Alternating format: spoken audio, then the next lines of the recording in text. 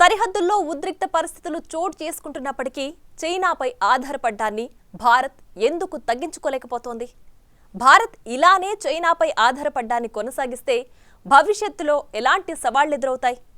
దీన్ని నియంత్రించడానికి ఏ మార్గాలున్నాయి?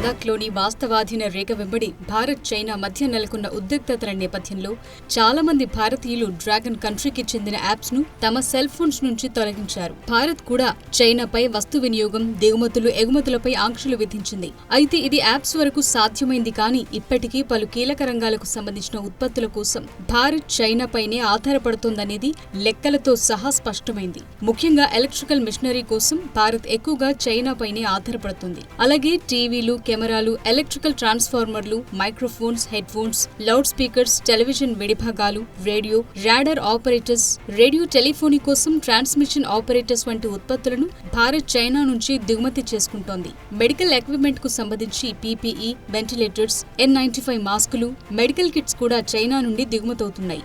ఆటోమొబైల్ ఇండస్ట్రీకి సంబంధించి drive transmission, steering, electricals, interiors, break systems వంటి వస్తువులను భారత్ చైనా నుంచి దిగుమతి చేసుకుంటోంది.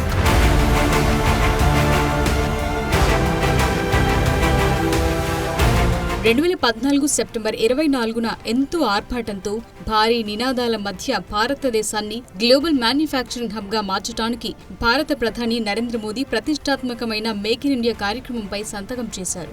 దీనికి 3 ప్రధాన లక్ష్యాలున్నట్లు ప్రకటించారు. మొదటిది 2022 నాటికి భారత తయారీ రంగాన్ని జీడీపీలో 16.4% నుండి 25% పెంచాలి. అయితే ఈ లక్ష్యం తరువాత 2025కు సవరించారు. ఇక రెండవది సంవత్సరానికి 12 నుండి 14% వృద్ధిని నమోదు చేయటం, కొనసాగించటం.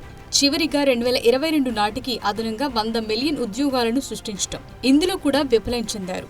మేక్ ఇన్ ఇండియా కార్యక్రమం ఇప్పుడు 10వ సంవత్సరంలోకి అడుగుపెట్టింది. అయితే దాని లక్ష్యాలేవీ కార్యరూపం దాల్చలేదు. పాపులారిటీ, ఈవెంట్ మేనేజ్మెంట్లతో కొనసాగిన ఎన్డీఏ ప్రభుత్వం మేక్ ఇన్ ఇండియా వైఫల్యంపై ఇప్పటికీ మౌనంగానే ఉంది. భారతదేశంలో తయారీ రంగం ప్రస్తుతం క్షీణించింది. తయారీ రంగ వృద్ధి రేటు 2014 నుండి సగటున 5.9%గానే ఉంది. పెట్టుకున్న బెంచ్ మార్క్ లక్ష్యం 12 నుండి 14% కంటే తక్కువగానే ఉంది. ఇక తయారీ రంగ వాటా జీడీపీలో 16.4% వద్ద ఆగిపోయింది.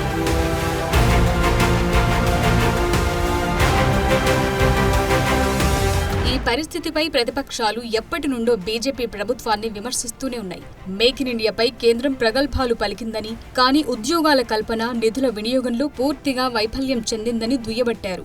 దేశంలో నిరుద్యోగం పెరుగుతుందని అన్న ప్రతిసారి కొత్త ఆవిష్కరణలు జరుగుతున్నాయని, దేశంలో యువత ఉద్యోగాలు కల్పించే స్థాయికి ఎదిగిందని మోదీ ప్రభుత్వం బాగా వేసుకుంది. కానీ క్షేత్రస్థాయిలో ప్రభుత్వం తగినంత ఉద్యోగాలు ఎందుకు సృష్టించలేదనే ప్రశ్నలు మాత్రం వస్తూనే ఉన్నాయి. దేశంలో తయారీ రంగాన్ని ప్రోత్సహించడానికి కీలక రంగాల్లో నిధుల వినియోగం తక్కువగా ఉన్నాయంటూ విమర్శలు తీవ్రంగా ఉన్నాయి. భారతదేశ జీడీపీలో తయారీ రంగం ద్వారా జోడించిన విలువ గత దశాబ్దంలో 16% కాగా మోదీ హయాంలో 13%కి ఎందుకు తగ్గిందని కాంగ్రెస్ నేతలు ప్రశ్నించారు. కాంగ్రెస్ యూపీ హయాంలో సగటు తయారీ రంగ వృద్ధి 7.85% ఉండగా అది దాదాపు 6%కి పడిపోయిందని జాతీయ కాంగ్రెస్ అధ్యక్షులు మల్లికార్జున ఖర్గే విమర్శించారు.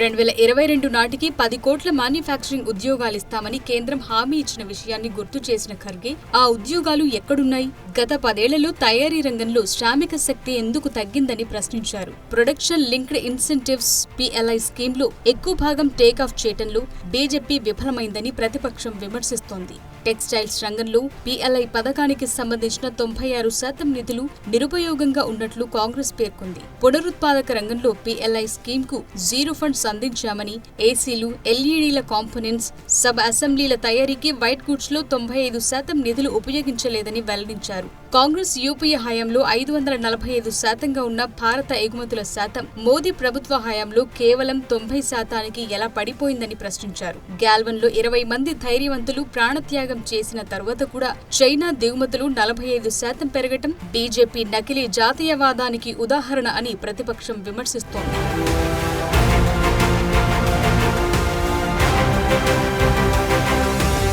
కేంద్ర ప్రభుత్వం ప్రతిష్టాత్మకంగా రూపొందించిన PLI పథకం కింద దేశీయ తయారీని ప్రోత్సహించడానికి కేటాయించిన కొన్ని కీలక రంగాల్లో ఈ స్కీమ్ పద్ధతి నచ్చకపోవటం వల్ల వాటాదారులు నిరాకరించారు.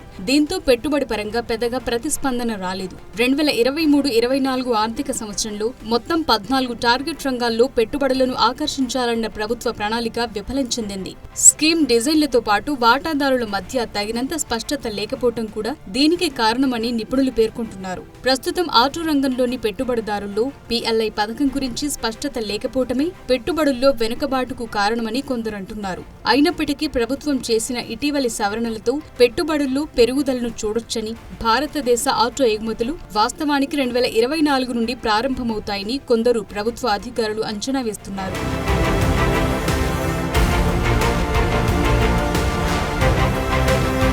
నిజానికి భారత్ దిగుమతుల వల్ల ఎక్కువగా లాభపడింది చైనానేనని భారత వాణిజ్య మంత్రిత్వ శాఖ సమాచారం పరిశీలిస్తే తెలుస్తుంది. భారత్ మొత్తం దిగుమతుల్లో చైనా వాటా 15.42% వరకు ఉంది.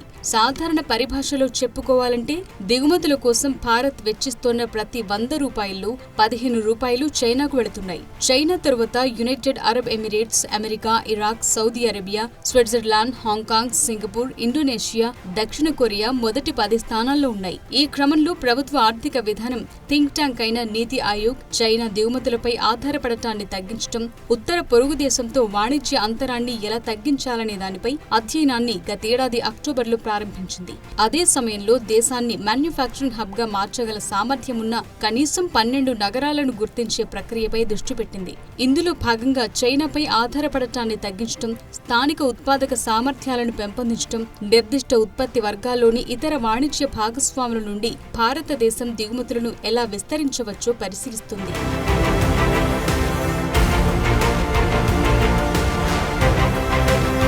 ఈ పరిస్థితుల మధ్య భారతదేశానికి పటిష్టమైన సమగ్రమైన ఉద్యోగ కల్పన అవసరమని నిపుణులు సూచిస్తున్నారు. ఉద్యోగాలు సృష్టించే సామర్థ్యాలను ప్రోత్సహించాలని, హైటెక్ నెట్వర్కులను అనుసంధానించడం ద్వారా ఉత్పత్తిని నిర్వహించాల్సిన అవసరం ఉందని పేర్కొంటున్నారు. ఇక తయారీ స్పేర్ పార్టుల ఎగుమతుల్లో విలువ జోడింపుపై దృష్టి పెట్టాల్సిన అవసరం ఉందని నిపుణులు అంటున్నారు.